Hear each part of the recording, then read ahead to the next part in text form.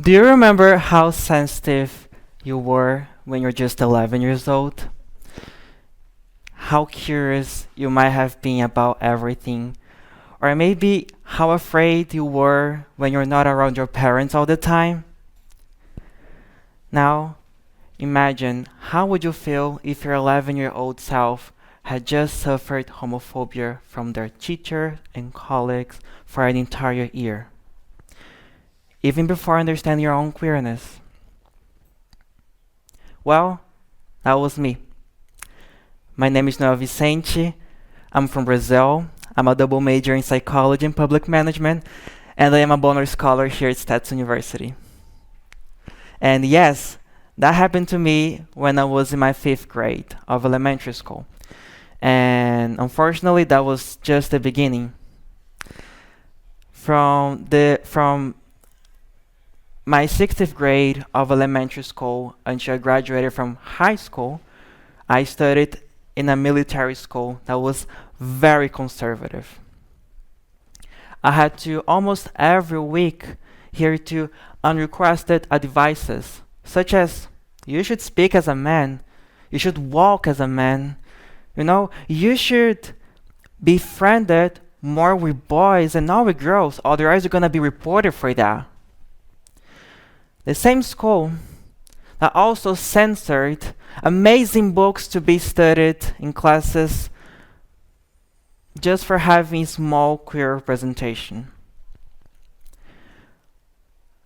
I studied in a school and I was molded in an environment that made me understand my traits and my identities as a filth, as something that should be fixed, as something that should be cleaned. Obviously, that impacted my well-being, my mental health, and my academic growth at some point. I saw that that was not just me. It was also my queer friends, were also my queer colleagues, were also facing the same. I felt like I wanted to change the situation, but everything around me, the staff, some professors, even some colleagues, were telling me, you should not face it. You should not try to change it. This is how things are. You should not change it. And even though I could feel inspired by some activists I saw online, they were very far away from me. Literally, they were 1,000 miles away from me, since they were settled in the big centers of Brazil, such as Rio de Janeiro or São Paulo. I could feel very isolated and alone. But everything changed when I was 14 years old. I was inspired by an unlikely source. Every night after school, I went to my room, and my room was illuminated by the colorful image of Rita Von Hunt, a famous drag queen in Brazil who dresses up as a conservative white woman, but at the same time talks about queerness, human rights, and politics through her web classes. I loved her web classes. I was like obsessed. And through intersecting great areas of knowledge such as philosophy, sociology, psychology, and evoking great authors of knowledge such as Gayle Robin, Raymond Williams, Sartre, Rousseau, I was able to understand that our society is based on a cis heteronormative system that aims to erase and to violate queer people in all circumstances. At the same time, I learned that every step that queer people take to fight against discrimination is a revolutionary act. And if there is something I know well about me, is that I was born to make revolution. I felt the urge to promote queer advocacy wherever I am. And the perfect place I knew I should start was my own school. So I started little. Even though I had to face administration barriers, and even though I had to face my own fear of public speaking that I developed after years of silence, I decided to speak up on my own classes. especially the humanities classes. I used to connect the subjects that were being taught with queerness and queerphobia, and finally bringing up this discussion in the classroom. And for my surprising, my professors loved it because I was all the time mocking the very academic and smart way that Rita Von Hunt always speak. My colleagues and my friends, they also loved it. They were saying, "Wow, you're so smart." They were calling me the philosophy politician or something. That was great. But that was not the main thing that made me happy. What made me happy was seeing that my colleagues, my friends, they were becoming to be more open-minded and welcoming about queerness. But that was not enough. I remembered all my friends and colleagues who are also queer, who are facing mental health issues. I decided to investigate that. I talked to many of them. And the reason was basically my family is very conservative, and if I tell them that I'm queer, they will kick me out. And B, the psychological service of my school was not effective at all when it comes to queerness. So I decided to do something about it. I dedicated months creating CMR Talk, a live podcast style program in my own school that aimed to talk about mental health from the perception of minority students, especially queer students. It was great.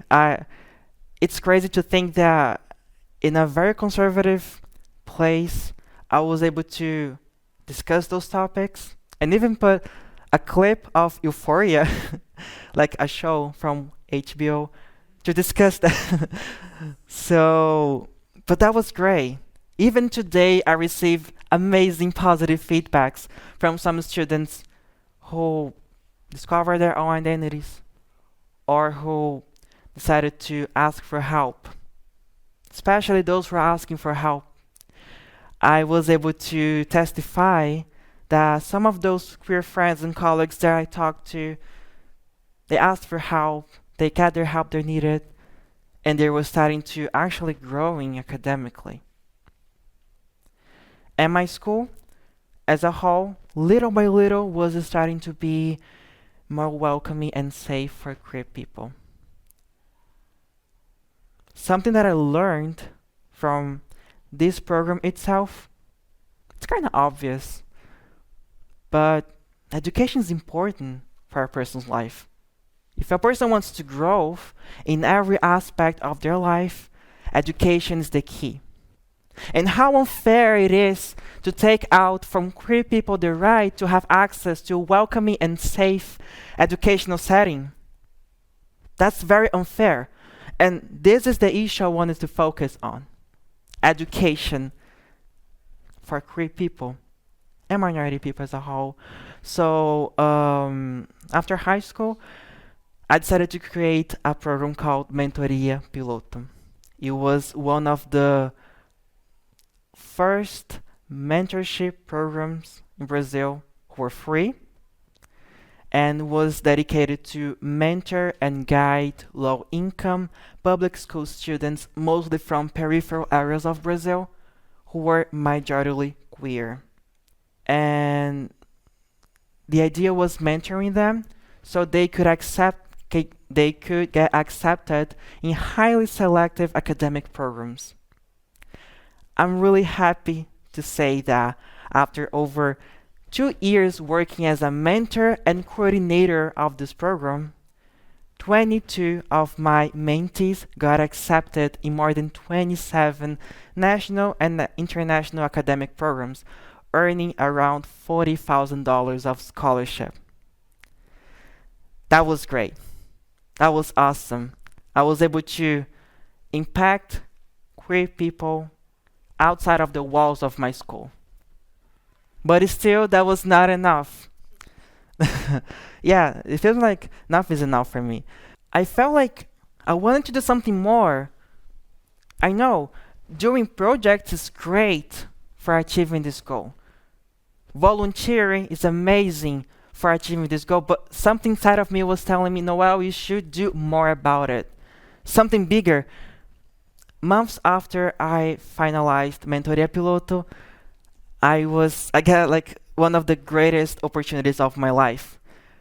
I was invited to be an educational activist in the Civil Society for a Fairness and Sustainable World, as known as C20, which was one of the committees of G20 in Brazil.